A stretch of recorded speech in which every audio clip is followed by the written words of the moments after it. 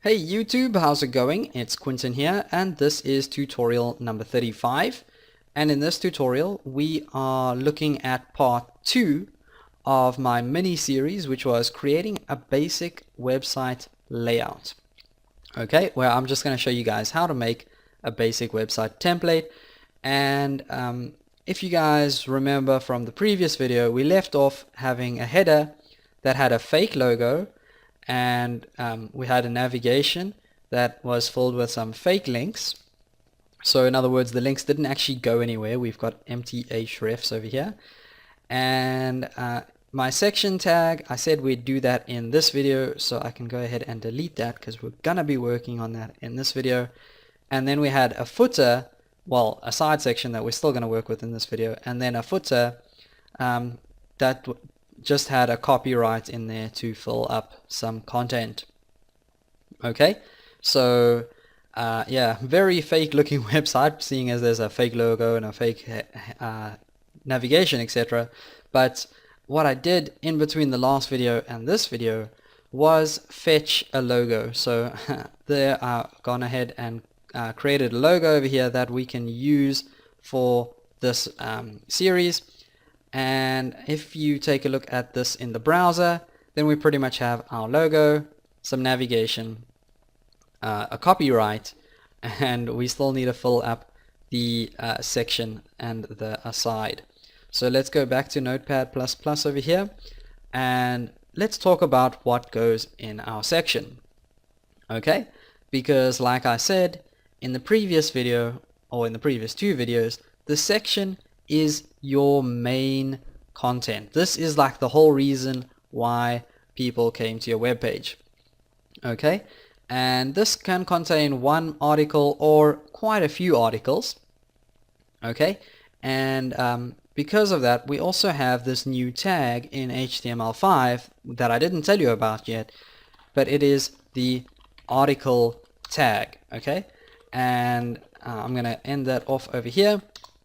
And basically inside of this article tag we can write our story, or just add in whatever content our website is supposed to have. So let's say it was a news website, then this article would contain an article that was news related. Okay, so let's go ahead now and actually give this some more content. So I'm going to give this a heading.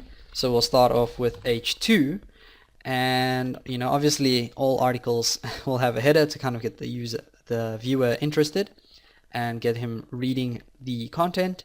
So I'm just going to say this is an article header because I'm not very creative at the moment, so that's what I'm going to put there.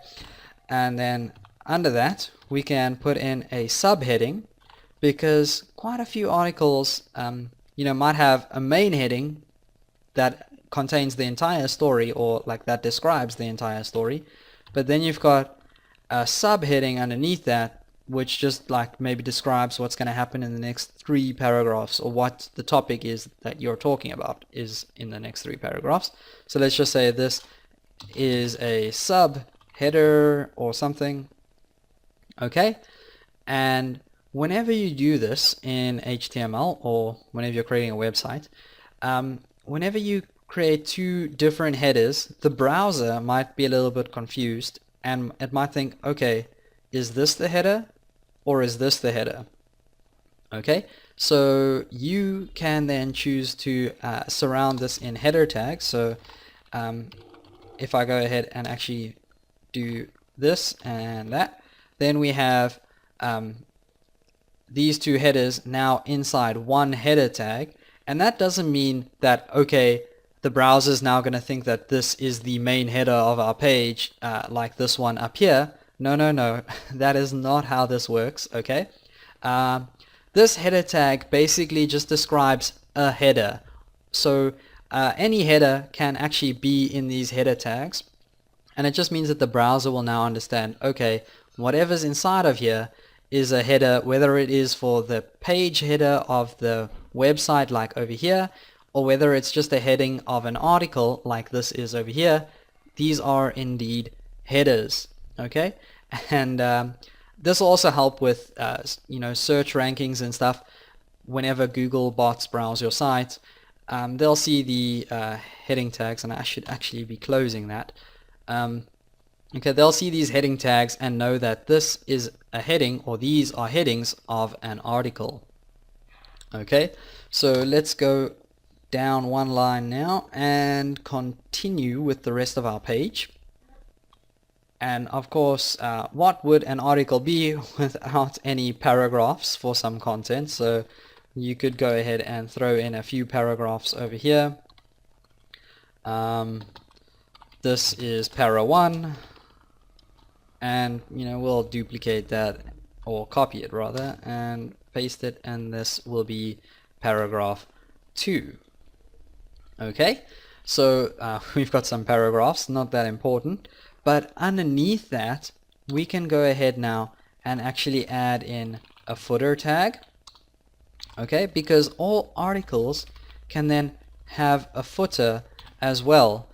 And again, this doesn't mean that, okay, the browser is now going to think, well, this is the footer of your entire website, because no, that's not how these tags work. Okay, even though that this is in a footer tag, so that the browser would understand that this is the footer of our website, if we have this footer tag over here in the article, then the browser and also search engine rankings, or bots for search engine rankings, will understand that this is the footer of the article. Okay, and then you could go ahead and in this footer end it off by saying this article was written by Quentin Watt, just because I did write it right now. Best article in the world, para 1 and para 2. But yeah, okay, so that is what we put in the section, and the aside is pretty much the same thing actually, but we're running short on time, so I'm going to end the video here, and we'll take a look at the aside tag in the third part of the series. So I will see you guys next time, but as always, don't forget to subscribe. Please feel free to leave a comment, like, or share this video. It's really going to help my channel grow, and I will see you guys next time.